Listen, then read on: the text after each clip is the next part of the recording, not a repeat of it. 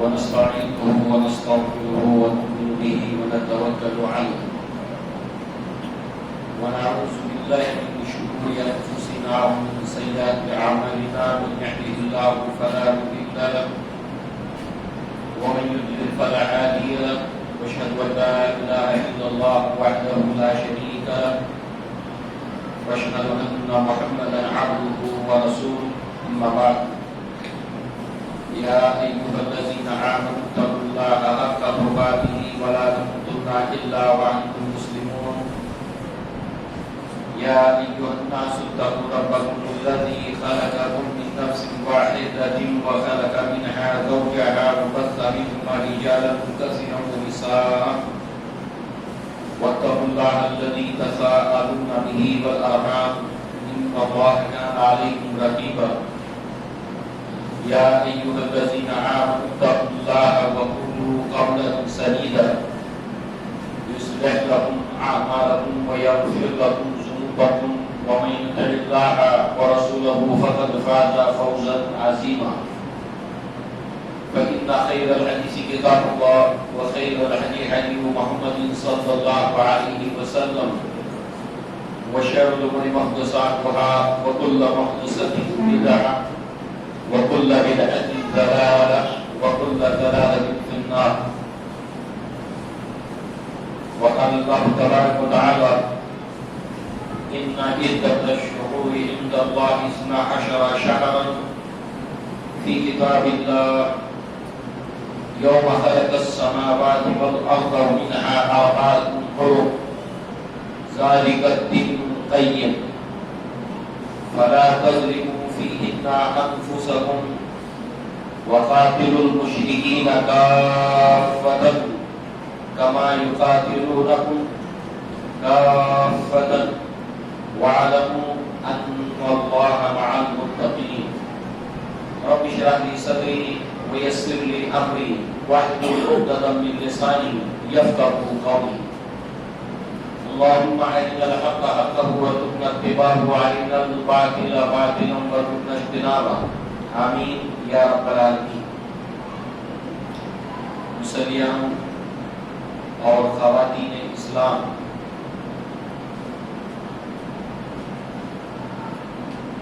سورہ برات جس کا ہمارے یہاں پر ایک مشہور نام سورہ توبہ ہے،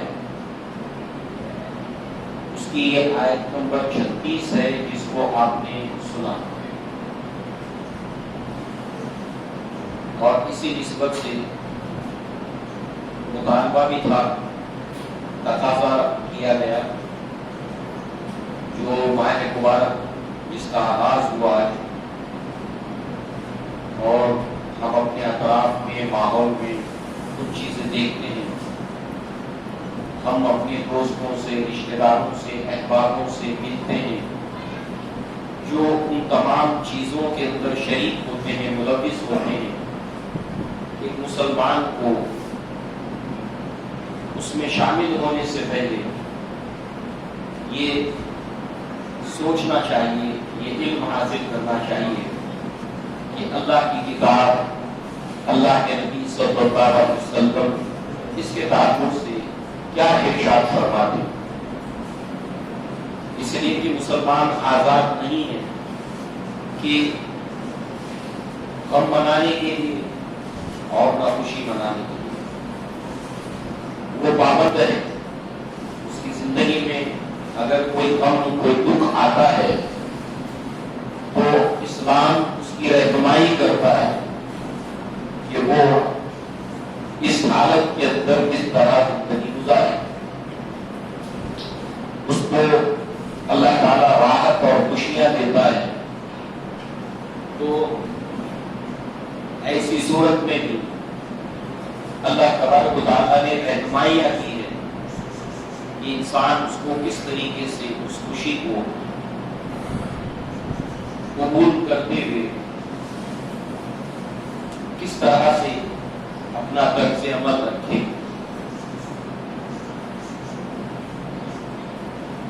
انشاءاللہ آج اس ماہ مبارک کے تعلق سے ہی کچھ باتیں ہم سنیں گے جس میں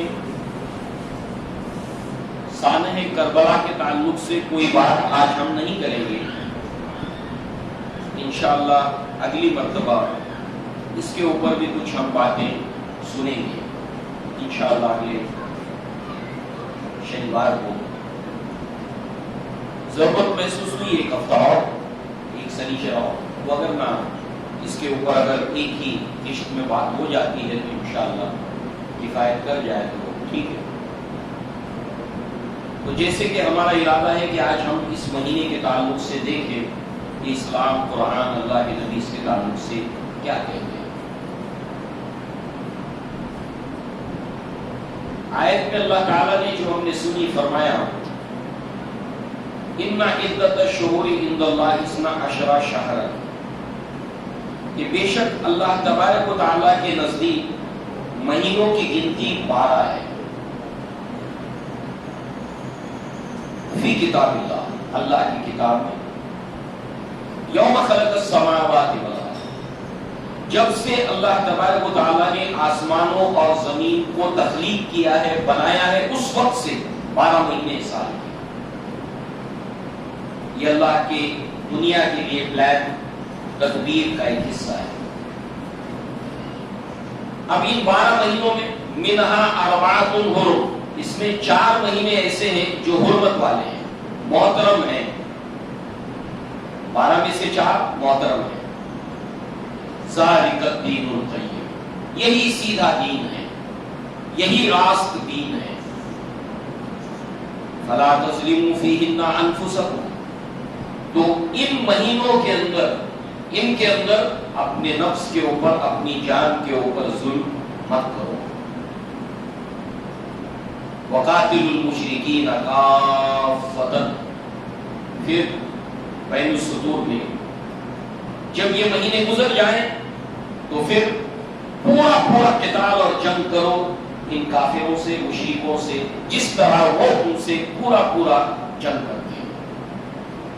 اور بے شک وَاعْلَمُوا أَنَّ اللَّهَ مَعَ الْمُتَّقِينَ، یہ جان لو کہ اللہ تعالیٰ متقین کے ساتھ ہے. آخر میں آیا متقین کے ساتھ ہے اللہ تعالیٰ. قرآن مجید میں متعدد آیات کے اندر اس طرح سے بات ختم ہوتی ہے، متقی بندے یہ ہیں، جان لو کہ متقی بندے یہ ہیں، جان لو کہ متقی بندوں کے ساتھ اللہ ہے، جان لو کہ اللہ تعالیٰ متقین سے محبت کرتا ہے. جہاں جہاں متقی آتا ہے اللہ تعالیٰ کے پرہیزگار بندے، اس آیت جہاں ختم ہوتی ہے یا آغاز ہوتا ہے، تو اگر متقین سے آغاز ہوتا ہے اس کے بعد اس کی صفات بیان کی جاتی ہے متقین کی، یا تقاضے بیان کیے جاتے ہیں. تقویٰ کا تقاضا یہ کہ تم یہ کام کرو. متقین ایسے ہوتے ہیں. تو یہاں پر متقین اور تقویٰ، اس کا تقاضا کیا ہے کہ اللہ نے جو یہاں پر تمہیں اوامر اور نواہی اس آیت کے اندر دیے ہیں اس کا پالن کرو. یہ تقویٰ کا تم سے ڈیمانڈ ہے، یہ تقویٰ کا اللہ سے ڈرنے کا تم سے تقاضا ہے.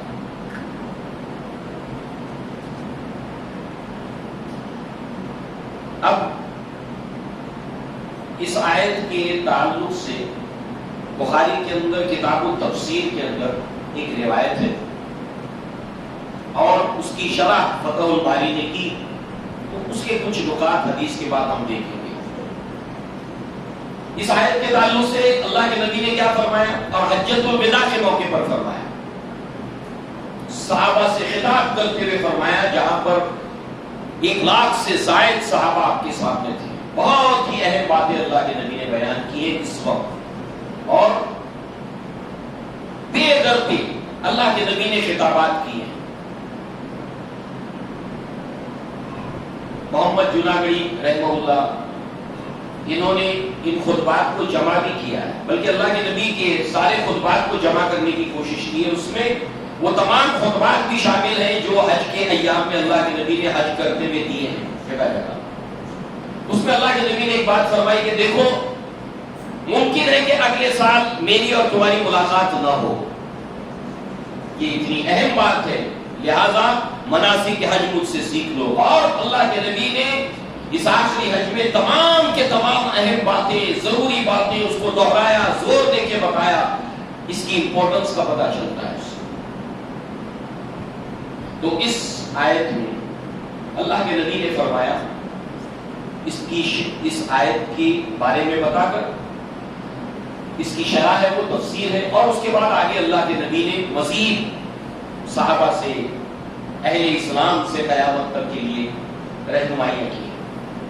ابو بکر رضی اللہ عنہ اس کے راوی کہتے ہیں اللہ کے نبی نے فرمایا ان الزمان قد استدار كهيئته يوم خلق الله السماوات والارض السنة 12 شهرا منها 4 حرم 3 متواليات ذو القعدة وذو الحجة والمحرم ورجب مضر الذي بين جمادى وشعبان۔ اللہ کے نبی نے فرمایا کہ زمانہ ہر پھر کر، گھوم پھر کر اسی جگہ پر آ کر ٹھہر گیا۔ یعنی کوئی چیز جب تتر بتر ہو جاتی ہے، بگڑ جاتی ہے، تو اس کی ترتیب کو ٹھیک کرنا ہوتا ہے۔ تو ان مہینوں کے تعلق سے قریش نے ان مہینوں کو تتر بتر کر دیا تھا، یہ ہم دیکھیں گے۔ تو دین ابراہیمی وہاں سے حج شروع ہوا، خانہ کعبہ کو ابراہیم علیہ السلام نے تعمیر کیا، حج کے لیے ندا لگائی، حج چل رہا ہے، مگر دریا میں پانی بہت بہ گیا، اور اللہ کے نبی کا زمانہ آنے تک بہت ساری خرافات قریش نے، بدعات، شرک اس کے اندر داخل کر دیا، اور اللہ کے نبی نے ان تمام چیزوں کو پیوریفائی کیا۔ آخری حج میں اللہ کے نبی صلی اللہ علیہ وسلم نے ایک حج کیا، اور اس حج میں اللہ کے نبی نے تمام بتوں کو خانہ کعبہ سے ختم کر دیا۔ پھر اس کے بعد ایکسٹینڈ کرتے ہوئے پورے جزیرہ نما عرب سے شرک کا کھلم کھلا جو شرک ظاہر میں بت، سب کا خاتمہ کر دیا، کہیں اب بت پرستی نہیں، نیٹ اینڈ کلین کر دیا شرک سے پورے جزیرہ نما عرب۔ اسی طرح جو بھی بدعات قریش نے رائج کی تھی حج کے اندر، عمرہ کے اندر، ان ساری چیزوں کو اسی نہج کے اوپر، اسی طریقے کے اوپر لا کر کھڑا کر دیا۔ اس میں سے مہینوں کے اندر انہوں نے بڑی گڑبڑیاں پیدا کر دی تھی۔ تو اللہ کے نبی وہی فرما رہے ہیں کہ ہر پھر کر اسی لائن، اسی مین اسٹریمنگ کے اوپر آ گیا زمانہ جس کے اوپر اللہ تعالیٰ نے پیدا کیا تھا اس کو۔ یعنی جو آیت میں ہم نے دیکھا کہ جب سے اللہ تعالیٰ نے آسمان اور زمین کو پیدا کیا، مہینوں کی گنتی اللہ کے نزدیک 12 ہے، ان میں سے 4 محترم ہیں، اور پھر اس وقت سے لے کر آج تک اس کی لائن اینڈ لینتھ کے اوپر وہ سیریز چل رہی ہے، جس کو بگاڑا تھا قریش۔ لہذا پھر اللہ کے نبی نے ان 12 مہینوں کے اندر فرمایا کہ 4 مہینے ایسے ہیں جو محترم ہیں، جیسے قرآن کی آیت نے بھی فرمایا، جن میں سے 3 ایسے ہیں جو پے در پہ آتے ہیں، بیک ٹو بیک آتے ہیں، ذی القعدہ، ذی الحجہ اور محرم الحرام۔ اس مہینے کے بارے میں اللہ کے نبی کی حدیث، یہ 4 محترم مہینوں میں سے ایک محترم مہینہ ہے۔ یعنی ان 12 مہینوں میں اللہ نے ان 4 مہینوں کو فضیلت دی ہے، انہیں محترم بنا کر۔ تو اس کو محترم یہ ہے، لہذا اس کا احترام کرنا ایک مسلمان کے لیے، ایک متقی کے لیے اس کا تقاضا ہے۔ تو اللہ نے فرمایا کہ اپنے جانوں پر ظلم مت کرو ان مہینوں کے اندر۔ اور ایک مہینہ ہوا ہے جو رجب کا ہے، اور اللہ کے نبی نے رجب کے ساتھ مضر اس کا لاحقہ اس کے اندر ملایا۔ مضر ایک قبیلہ تھا، اور جتنے اہل عرب تھے، قریش کے جتنے قبائل تھے، ان میں سے ہر ایک نے ان مہینوں کے اندر آگے پیچھے کر دیا تھا۔ کیسے ہم دیکھتے ہیں، مگر یہ مہینہ تھا جو یہ قبیلہ تھا مضر، جو بہت ہی اس مہینے کا بہت زیادہ رسپیکٹ کرتا، بہت زیادہ احترام کرتا، اور انہوں نے اس کو لائن لینتھ کے اندر اس مہینے کو رکھا تھا۔ لہذا جس کے اوپر مضر قائم ہے، جس مہینے کے اوپر، اس کے رجب کے ساتھ اس کے ساتھ میں مضر قبیلے کو الحاق اس کا ہو گیا۔ اب وہ کیا چیز تھی کہ ان مہینوں میں وہ گڑبڑ کرتے رہتے تھے، ایسا نہیں کہ ایک بار کیا، کنٹینیوس کرتے رہتے تھے. وہ بدعت تھی نسی کی بدعت، اس کا ذکر بھی سورہ توبہ میں ہے. یہ بدعت کیا تھی؟ یہ بدعت یہ تھی کہ قریش جو ہے وہ چونکہ جنگجو قوم تھی، لڑاکا قوم تھی، غصے والی قوم تھی. سورہ مریم میں ان کو کہا گیا قومن لدا، جھگڑالو قوم، پانی پینے پلانے پہ جھگڑا، کہیں گھوڑا آگے بڑھانے پہ جھگڑا. میرے سے آگے گھوڑا بڑھا دیا، لڑتے رہتے تھے، وصیت کر کے مرتے تھے اپنے بچوں کو، اپنے پوتوں کو، نوازوں کو کہ میرا انتقام لینا. مسئلہ کیا جاتا تھا، ان کی انتقام کی آگ ٹھنڈی نہیں ہوتی تھی، لاش کا مسئلہ کیا جاتا، اس کو کاٹا پھاٹا جاتا تھا مرنے کے بعد. تو جب جنگ کا جنون ان کے اوپر سوار ہو جاتا اور محترم مہینوں سے گزر رہے ہوتے، محترم مہینوں کا تصور کیا تھا؟ ان 4 مہینوں کا محترم مہینہ گزر رہا، یہ جنگ کرنے کے موڈ میں آ گئے ہیں. تو اب اس محترم مہینے میں تو جنگ کرنے کی ممانعت کا تصور ان کے یہاں پر موجود تھا. تو لہذا وہ کیا کرتے تھے کہ ٹھیک ہے یہ محرم کا مہینہ ہے، تو اب یہ ذی القعدہ کا مہینہ ہے یا یہ ذی الحجہ کا مہینہ ہے، تو اب ہم اس کو کیا کرتے ہیں، اس مہینے کو شفٹ کر دیتے ہیں فلاں مہینے کے اندر، اور اس مہینے کو یہاں پر لے آتے اور جنگ کرتے اور وہاں احترام کریں گے. یعنی موم کی ناک بنا دیا تھا انہوں نے، جب چاہتے تھے آگے پیچھے کرتے تھے. تو اتنی بات واضح ہو گئی. یہ بے حرمتی کی تھی انہوں نے اللہ تبارک و تعالیٰ کی مقرر کردہ ان مہینوں کی، اور جو دین ابراہیمی کا حصہ تھا. اور اس سے پیچھے جائیں تو اللہ نے فرمایا جب سے اللہ تعالیٰ نے زمین اور آسمان کو تخلیق کیا تب سے اللہ نے یہ سیکوینس اس کی رکھی ہے، ترتیب اس کی رکھی ہے. قریش نے اس کو بگاڑ دیا تھا، اور پھر اللہ کے نبی نے حجۃ الوداع میں کہا کہ اب اسی ترتیب کے اندر آ گیا، ہر چیز کی اصلاح ہو گئی، اس کی بھی اصلاح. دوسری بات اسی طریقے سے اب یہ جو کیلنڈر ہے کہ آج سے 1444 ہجری کیلنڈر سال شروع ہوا، 1444، ایک اس کے اوپر 4 چوکے، 1444. کیونکہ ہم کو عیسوی کیلنڈر کا سن تو یاد رہتا ہے، کون سا سن چل رہا ہے، 2022، اس کو کبھی ہم نہیں بھولتے.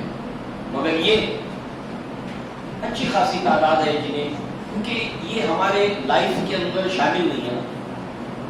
اس کی ضرورت ہمیں صرف اس وقت پڑتی ہے رمضان المبارک میں یا حج کے ایام آتے ہیں. ہجری یعنی ہجرت اللہ کے نبی نے جو کی تھی اس کو 1444 سال ہو گئے.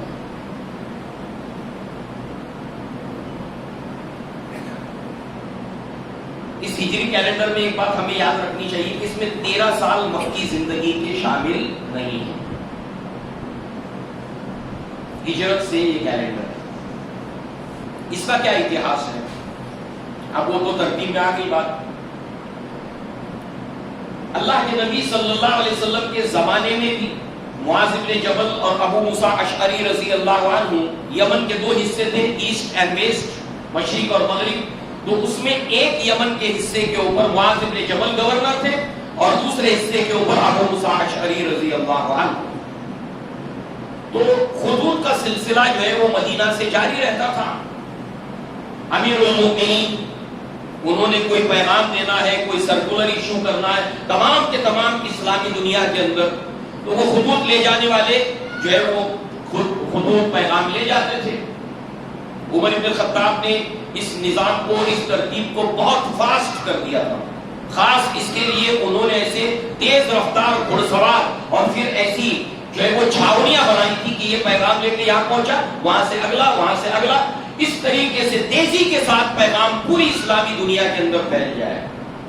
بڑھ سبق پھر صداقت کا، شجاعت کا، عدالت کا کام لیا جائے گا تجھ سے دنیا کی امامت کا. ہم اپنے اسلاف کی تاریخ کو، ان کے کارناموں کو بھول گئے ہیں. تو ابو موسیٰ اشعری نے توجہ دلائی، یمن کے گورنر تھے، کہ آپ کے خطوط ہم تک آتے ہیں، ہمارے خطوط آپ تک پہنچتے ہیں، بڑے اہم معاملات ہوتے ہیں، کبھی ایمرجنسی ہوتی ہے. تو اس کے اندر جو یہ تاریخ، دن، اس کا تذکرہ واضح طور پر اگر نہ ہو تو ایسی صورت کے اندر جو ہے وہ معاملات گڑبڑا جائیں گے. کون سا کام کب کرنا ہے، ڈیٹ نہیں ہے، یہ خط لیٹ تو نہیں آیا ہے یا وقت سے پہلے تو نہیں آیا. یہ ساری چیزوں کو دھیان میں رکھتے ہوئے توجہ دلائی کہ جنتری بنا دی جائے. تو پھر عمر بن الخطاب نے اس رائے کو قبول فرماتے ہوئے صحابہ کرام کو جمع کیا، ان سے مشورہ کیا. ہر ایک نے اپنا اپنا مشورہ کیا،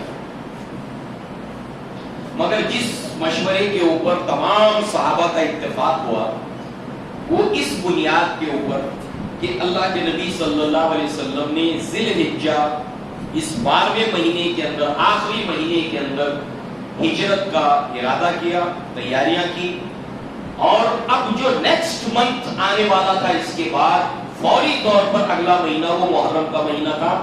تو لہذا محرم کے مہینے کو اسلامی کیلنڈر کا پہلا مہینہ قرار دیا جائے. 12 مہینے تو تھے مگر 12 مہینوں میں فرسٹ پہلا مہینہ محرم کا. اس طریقے سے یہ ترتیب 12 مہینوں کی ہوگی. تو اسلام کا نیا سال، اسلامی نئے سال کا آغاز ہوتا ہے اس مہینے سے. اور صحابہ نے اس کو کیوں پسند فرمایا اور مشورے پر اتفاق کیوں ہوا؟ اللہ تعالیٰ کی اس کے اندر رضامندی بھی شامل ہے، کیونکہ اتفاق ہو گیا، اس میں برکت اللہ تعالیٰ نے شامل کر دی. اس لیے کہ اس مہینے کے اندر ایک بہت ہی اسلام کی شاندار تاریخ کا سنہرا دور شروع ہوا تھا. ہجرت سے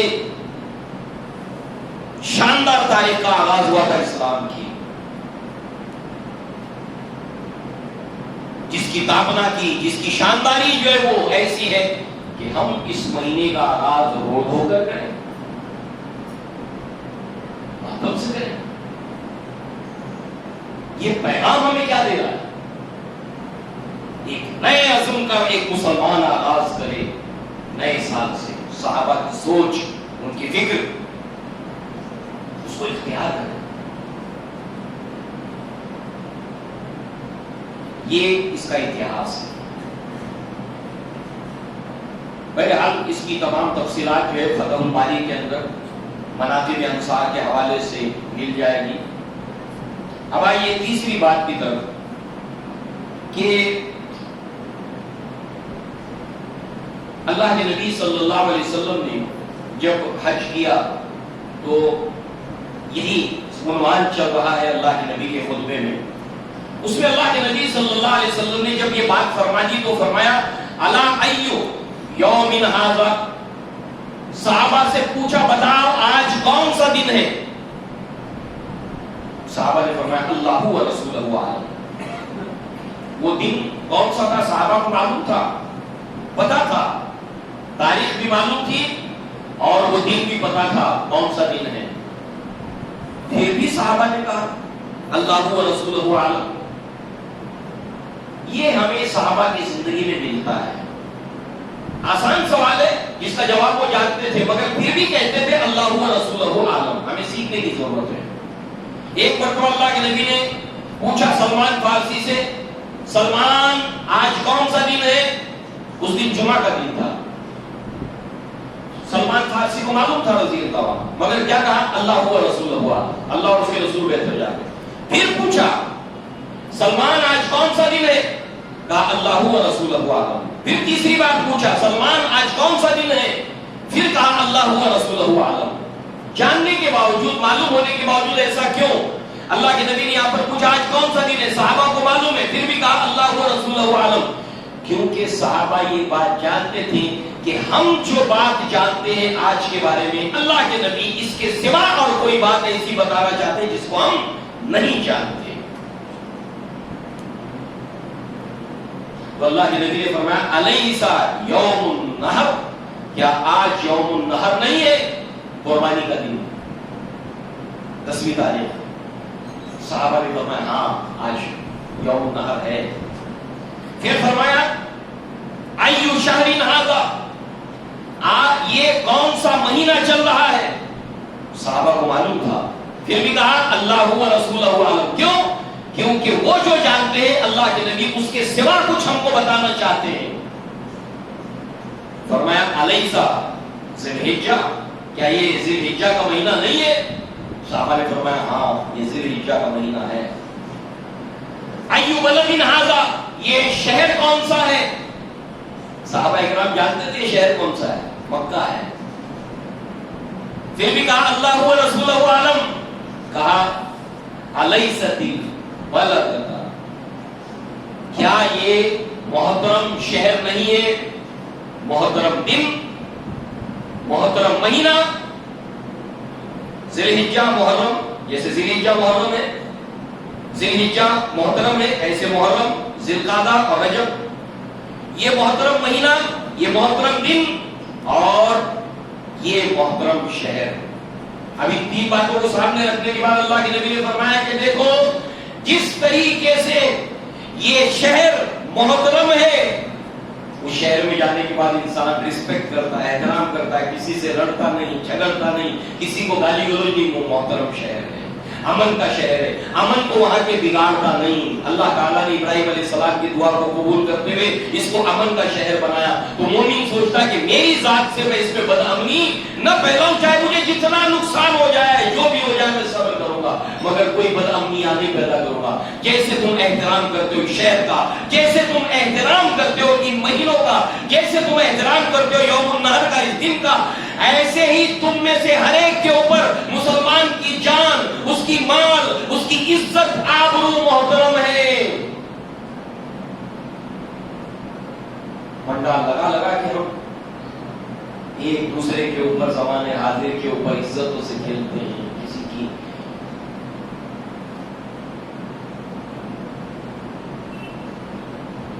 اللہ نے ہمیں کیا حکم دیا تھا، اللہ کے رسول نے ہمیں کیا حکم دیا تھا. امت مسلمہ آج کہاں ہے؟ تھا جو ناخوب بتدریج وہی خوب ہوا کہ بدل جاتا ہے غلامی میں قوموں کا زمین. اللہ کے نبی نے جب مکہ فتح ہوا تو خواتین سے بیعت لیا، عورتوں سے بیعت لی، اور عائشہ صدیقہ رضی اللہ عنہا فرماتی ہے کہ اللہ کے نبی صلی اللہ علیہ وسلم نے کسی بھی نامحرم عورت کو کبھی چھوا نہیں.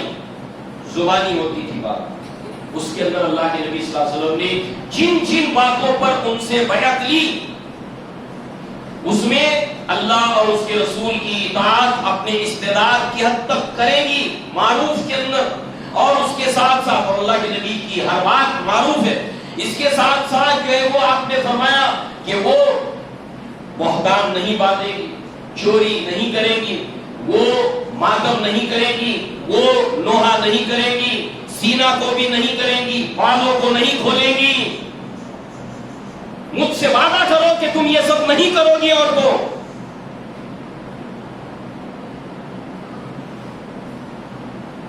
سمجھ میں آتا ہے کہ کیسے ہو گیا،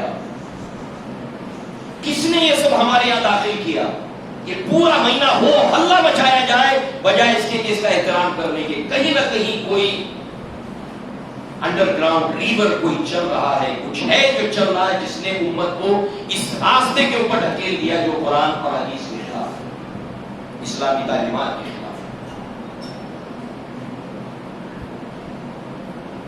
اور جیسے بھیڑ بکریاں ہوتی ہیں، ایک آگے چل دی اس کے پیچھے پورا ریوڑ چل پڑتا ہے بغیر سوچے سمجھے، ایسے معلوم ہوتا ہے کہ اس کے اوپر جو در جو چلی جا رہی ہے.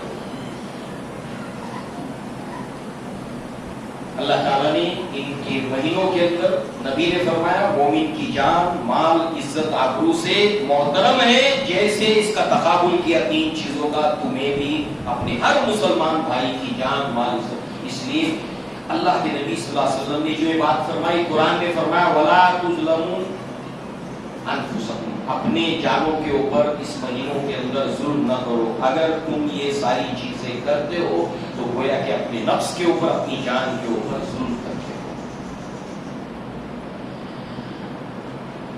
اب اس کے تعلق سے شیخ علم الدین سخاوی رحمہ اللہ نے ان 12 مہینوں کی وجہ تسمیہ بھی بیان کی ہے. اب ہم پرٹیکولر محرم کے اوپر آتے ہیں. ذی القعدہ اس کا نام یہ کیوں ہے، ذی الحجہ اس کا یہ نام کیوں ہے، پوری کتاب لکھ دی اس کے اوپر. کیا کام کیا اسلاف نے، دیکھیے کتنا انہیں وقت گیا ہوگا، کتنی محنت کی ہوگی انہوں نے، کتنے دن رات ایک کر کے مطالعہ کیا ہوگا، اسٹڈی کیا ہوگا، اس کا نام یہ کیوں ہے، وجہ تسمیہ اس کی یہ کیوں ہے، رجب کو رجب کیوں کہتے ہیں، رمضان کو رمضان کیوں کہتے ہیں، پوری کتاب ہے۔ اس میں جو محرم ہے جس میں سے ہم گزر رہے ہیں، اس کا لفظی معنی تو یہی ہے کہ محترم، احترام والا مہینہ، محرم احترام والا مہینہ، اس کا رسپیکٹ کیا جائے، اس کا احترام کیا جائے۔ کہتے ہیں مگر میرے نزدیک اس ماہ کی حرمت کی تاکید کے لیے، یعنی بالخصوص اس مہینے کی احترام کی تاکید کے لیے اس کا یہ نام ہے محرم۔ بالخصوص ان چاروں مہینوں کا احترام کیا جائے، اس کا جو نام ہے وجہ تسمیہ کی احترام کرنے والا مہینہ ہے، اس کا احترام کیا جائے، اس کا رسپیکٹ کیا جائے۔ اور اس کے ساتھ ساتھ جو ہے وہ اس مہینے کے اندر ایک مسلمان ان چاروں مہینوں میں اور بالخصوص اس مہینے میں بھی پوری طریقے سے اپنے آپ کو پرامن رکھے اور اپنی ذات سے اپنے گھر میں، اپنے ماحول میں امن و امان کا ماحول رکھے، جھگڑا فساد نہ کرے، لڑائی جھگڑا نہ کرے، تنازع نہ کرے، اس کا احترام کرے، رسپیکٹ کرے۔ دوسرے یہ ہے کہ اس کی وجہ کیا ہے، تو مفسرین نے اس آیت کی تفسیر بیان کرتے ہوئے بتایا کہ یہ جو 3 مہینے ہیں ذی القعدہ، وہاں سے حج کے قافلے آنا شروع ہو جاتے تھے، ذی الحجہ کے مہینے میں یہ ہوتا ہے، لہذا آنا شروع ہو جاتے ہیں۔ اور چونکہ اسلام میں جزیرہ نما عرب آ چکا تھا، تو دور جاہلیت میں ڈاکہ زنی یہ ساری چیزیں وہ کیا کرتے تھے، کاروبار ہے، منڈیاں ہیں، لڑائی ہے، جھگڑا ہے، قافلے آ رہے ہیں، یہ ساری چیزیں۔ تو اب جو پورے جزیرہ نما عرب اور دنیا سے حاجی سمٹ کر جمع ہو رہے ہیں، تو سارے مسلمانوں کی ذمہ داری ہے کہ انہیں پرامن طریقے سے آنے دیا جائے اللہ کے گھر کی حج کے لیے وہ آ رہے ہیں۔ امن و امان رکھے، اپنی ذات سے اسپریڈ کرے امن کو، سلامتی کو جس قدر ہو سکے کہ حاجی اللہ کے گھر کی طرف امن کے ساتھ آئیں، حج کر چکے امن کے ساتھ۔ ذی الحجہ کے مہینے میں وہ ہوتے ہوتے جو پیدل آیا ہے، جو کسی کھچر پر آیا ہے، کوئی گھوڑے پہ آیا ہے، کوئی اونٹ کے اوپر آیا ہے، اپنے اپنے ٹھکانوں میں امن کے ساتھ پہنچ جائے۔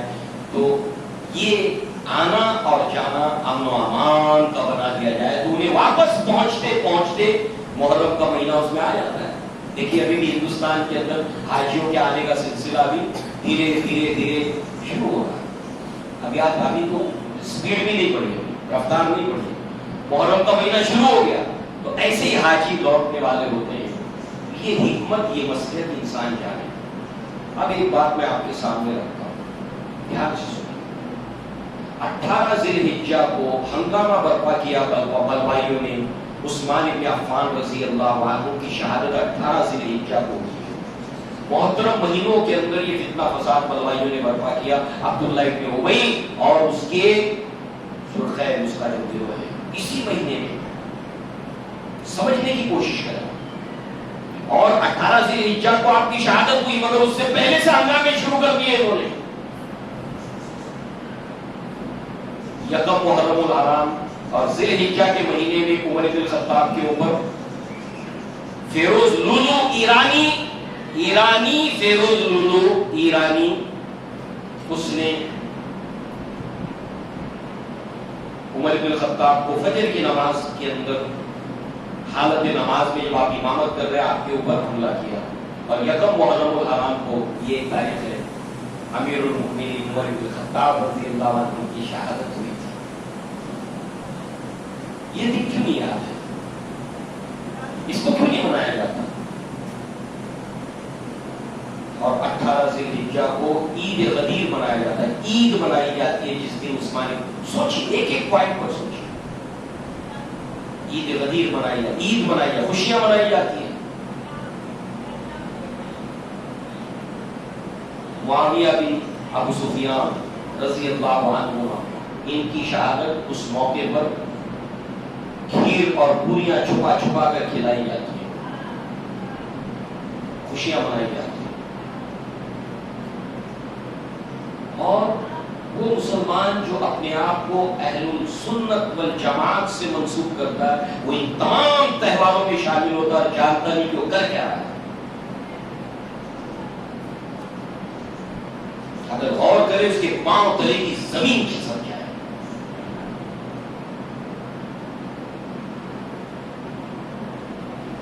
لہذا صحابہ کا یہ طریقہ تھا، اللہ کے نبی نے سکھایا تھا، نبی کی سنت تھی۔ وہ کیا ہے؟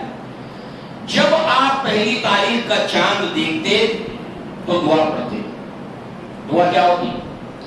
اللہ اللہ اکبر، اللہم اہلہ علینا بالیمن والایمان، اور ایک جگہ بالامن والایمان، اللہم اہلہ علینا بالیمن والایمان والسلامتی والاسلام والتوفیق لما تحب وترضى ربنا وربک اللہ۔ اللہ بڑا ہے، دعا پر۔ اب صحابہ اللہ کے نبی صلی اللہ علیہ وسلم کی سنت ہر پہلی تاریخ کا چاند دیکھ کر یہ دعا پڑھتے تھے۔ اگر ہمیں آج اس کی اہمیت کا پتہ چلا تو کہنے والا اور سننے والا جب تک اللہ نے اس کو زندگی دی ہے صحابہ کے اس طریقے پر اپنے آپ کو لائے۔ اس معاملے میں دعا کے الفاظ پر غور کریں۔ اللہ بڑا ہے، اے اللہ اس چاند کو تو ہمیں دکھا امن کے ساتھ اور ایمان کے ساتھ، والسلامتی والاسلام، سلامتی کے ساتھ اور اسلام کے ساتھ، اور اے اللہ اب اس پورے ماہ میں بین السطور بٹوین دی لائنز، اس پورے ماہ میں ہمیں اس کام کے کرنے کی توفیق دے، والتوفیق لما تحب وترضى، وہ کام کرنے کی توفیق دے جسے تو پسند کرتا ہے، جسے تو محبوب رکھتا ہے اور جس سے راضی ہو جاتا ہے۔ عمرو بن العاص کی وفات سے پہلے، انتقال سے پہلے انہوں نے وصیتیں کی، میرے جنازے کے اندر لوہا کرنے والیاں ان کو دور رکھو، ماتم کرنے دور رکھو ان کو۔ نبی صلی اللہ علیہ وسلم نے بیعت لی، نہیں کریں گی یہ سب۔ اللہ کا غضب، اور معراج میں اللہ کے نبی کو ایسے عورتوں کو بتایا گیا جو نوحہ ماتم کرنے والی ہے، جنہیں مخصوص عذاب وہاں پر دیا جائے گا، مخصوص عذاب۔ اللہ کا اتنا غضب اور اتنا غصہ اس بات کے اوپر ہے۔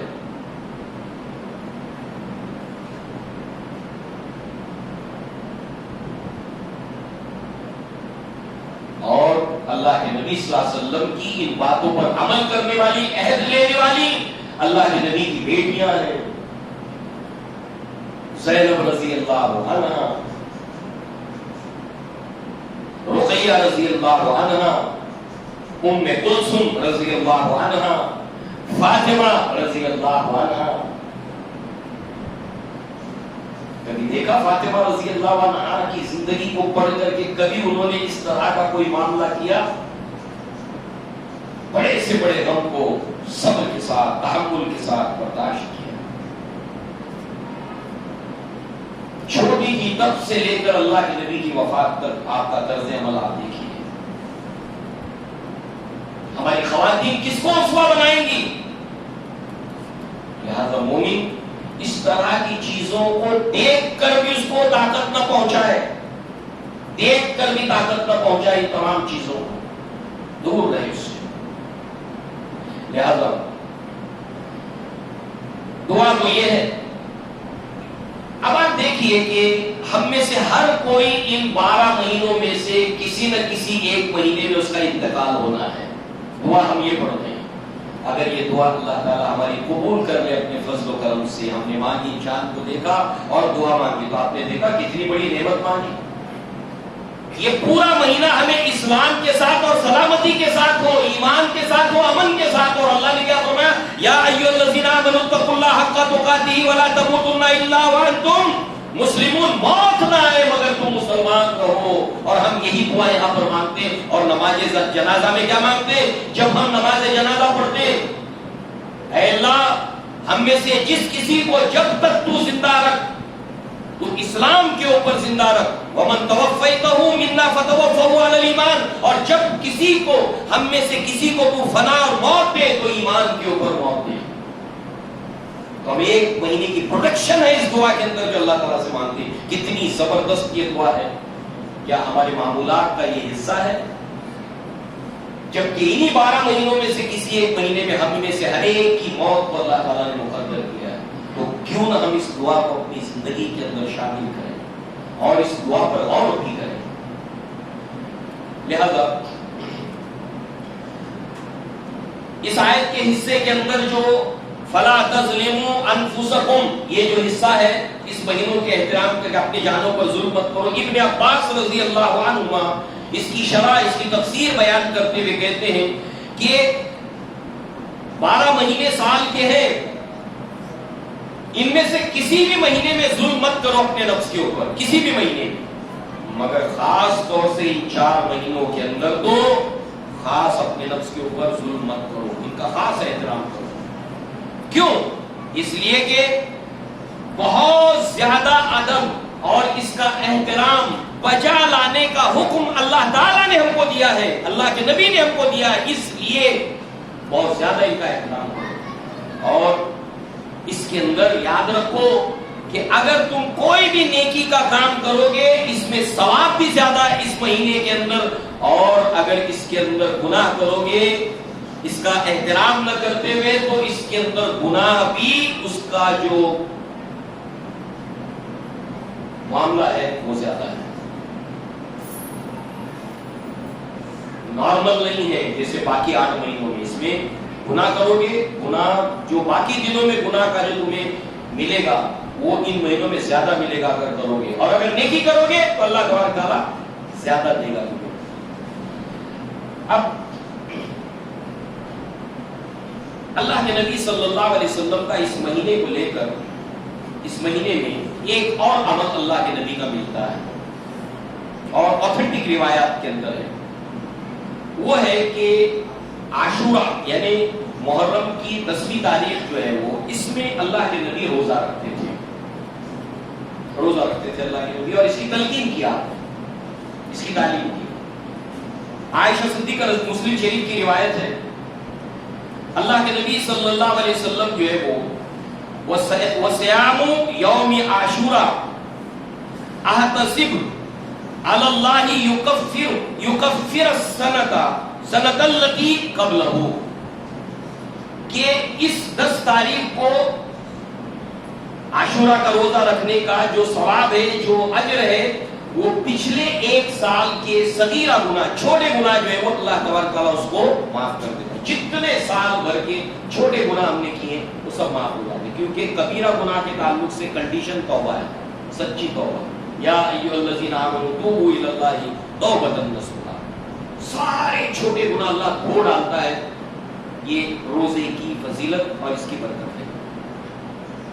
ایک اور بات ہے اس روزے کو لے کر، اللہ کے نبی نے جب ہجرت کی تو دیکھا وہاں پر مدینہ کے اندر 3 یہودیوں کے قبائل تھے، اور میثاق کے مدینہ کے تحت ان کو ملا کر ایک سوسائٹی بنائی گئی. ان سے کچھ عہد و پیما ہوا، قرار ہوا، ان کے سرداروں نے دستخط کیے اس کے اوپر، اور فائنل اتھارٹی آخری شک اس کی تھی کہ اگر پھر بھی اتنی تمام شکوں کے بعد بھی امن و امان کی صورت بحال رہے، یہ امن کا شہر ہے اور پوری کنڈیشنز کو اس کے اندر جو ہے وہ اس کے آرٹیکلز کو، اس کی دفعات کو لکھ دیا گیا، اور آخری کے اندر یہ کہا گیا کہ اس کے باوجود بھی اگر کوئی معاملہ ہوتا ہے تو فائنل اتھارٹی اللہ اور اس کے رسول کو ہوگی، وہ فیصلہ کریں گے، وہ فائنل ہے سپریم اتھارٹی محمد رسول اللہ صلی اللہ علیہ وسلم. تو یہ یہود کو دیکھا، بنو قریظہ، بنو نذیر، بنو قینقاع، 3 قبائل تھے یہود کے. یہ لوگ عاشورہ یعنی 10ویں تاریخ کو محرم کے روزہ رکھتے تھے. اللہ کے نبی کو رپورٹ پہنچی، اللہ کے نبی نے ان سے پوچھا کہ کیوں روزہ رکھتے ہو تم؟ کہا کہ اسی روز محرم کی 10 تاریخ کو اللہ تبارک و تعالیٰ نے بنی اسرائیل کو فرعون کی ایک طویل غلامی اور ظلم اور بربریت کے زندگی سے موسیٰ علیہ السلام کی معیت ان کے ساتھ نجات دی تھی، آزادی دی تھی.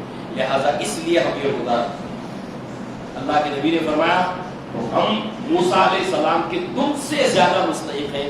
تو اللہ کے نبی نے فرمایا اگر میں نے اگلا سال پایا تو میں 10ویں تاریخ کے ساتھ 9 تاریخ کو بھی، 9 محرم الحرام کو بھی روزہ رکھوں گا.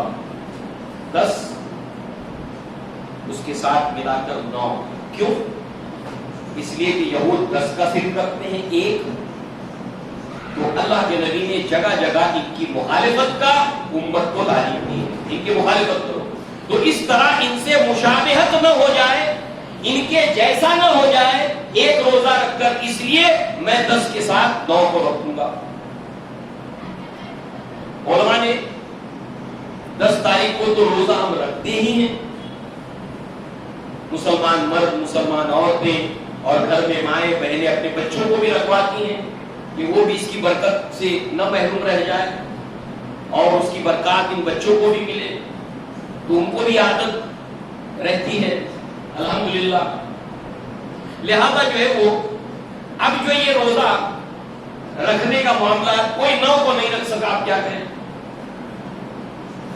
یہود کی مخالفت تو کرنی ہے، تو پھر علماء نے بتایا کہ یہود کی مخالفت ہو جائے اس لیے اگر وہ 9 کو نہیں رکھ سکا تو 10 کے ساتھ 11 کو ملا دے، مگر 10 کے ساتھ آگے یا پیچھے ملا دے۔ ہاں 9 کو ملا دے گا تو اللہ کے نبی کی خواہش اور منشا کے مطابق وہ اتباع سنت کٹ ٹو کٹ ہو جائے گی، فٹ اسٹیپ کے اوپر، جہاں تیرا نقش قدم دیکھتے ہیں خیاباں خیاباں ارم دیکھتے ہیں۔ ایک تو یہ بات، دوسری بات یہ ہے کہ اللہ تعالیٰ نے اپنے مستجیب الدعوات بندوں کا ذکر سورہ انبیاء میں کیا۔ اللہ کے نبی نے شرح کی کہ وہ اللہ کے بندے اور بندیاں جن کی دعائیں اللہ تعالیٰ قبول کرتا ہے، ان کی ایک خوبی یہ بھی ہوتی ہے فاستبقوا الخیرات، وہ نیکیوں میں جلدی کرتے ہیں۔ تو 10 کے ساتھ 9 کو رکھنا نیکی میں جلدی والا معاملہ ہو جائے گا، اس لیے افضل فضیلت یہ ہے کہ ہم 10 کے ساتھ 9 کو رکھیں، مگر کبھی نہیں رکھ سکے تو کم سے کم یہ روزہ بھی ہو جائے، اس کی فضیلت برکت بھی مل جائے اور یہود کی مخالفت بھی ہو جائے، اس لیے 10 کے ساتھ 11 کو ملا ہے۔ اللہ تعالیٰ سے دعا ہے کہ اللہ تعالیٰ ہمیں دین اسلام کی صحیح سمجھ عطا فرمائے، جو کچھ ہم سنتے ہیں، جو کچھ ہم سمجھتے ہیں، اللہ تعالیٰ ہمیں توفیق دے کہ ہم اس کو اپنی ذات تک نہ رکھتے ہوئے اس اللہ اور اس کے رسول کی جو امانت ہمارے پاس ہے اس کو ہم پھیلانے کی کوشش کریں، اس کو لوگوں تک پہنچانے کی کوشش کریں۔ انشاءاللہ اگلی مرتبہ مطالبہ تھا آپ لوگوں کا، تقاضا تھا یہ، تو انشاءاللہ ہم لوگ اگلی مرتبہ سانحہ کربلا کے اوپر انشاءاللہ گفتگو کریں گے، کوشش کریں گے ایک سیٹنگ میں بات پوری ہو جائے، اور اگر نہ ہو سکی تو انشاءاللہ 2 سیٹنگ میں ہم اس کو پورا کرنے کی کوشش کریں گے۔ آپ بھی آئیے، اپنے دوست احبابوں کو بھی لائیے، اور ماں و بہنوں سے بھی یہ گزارش ہے کہ وہ اکیلے نہ آئے بلکہ اپنے اڑوس پڑوس کی ماں و بہنوں کو بھی لے آئے۔ کیا عجب کہ اللہ تعالیٰ کسی بہن کی زندگی کو بدل دے، اور اپنے ساتھ اپنے بچوں کو، اپنے بیٹوں کو، اپنے بھائیوں کو، اپنے گھر کے اندر جو بھی مرد ہیں، والد کی صورت میں، بھائی کی صورت میں، شوہر کی صورت میں، ان کو بھی مدعو کریں کہ آپ آئیے مسجد میں اور بیٹھیے، کیونکہ خواتین کا بہت اہم رول ہوتا ہے۔ ہم سنتے ہیں نا عمر بن الخطاب کے بارے میں تو سبھی ان سے محبت کرتے ہیں، اللہ نے ان کو جو قبول عام دیا ہے، اور ایسا شیر اسلام کو ملا کہ اللہ کے نبی نے فرمایا کہ فتنوں کا سلسلہ جو ہے وہ اس وقت جو ہے وہ مسلمانوں کے اوپر ایسا یہ دروازہ جب ٹوٹے گا تو قیامت تک فتنے پھر رکیں گے نہیں امت کے اوپر، جب تک کہ یہ دروازہ ہے۔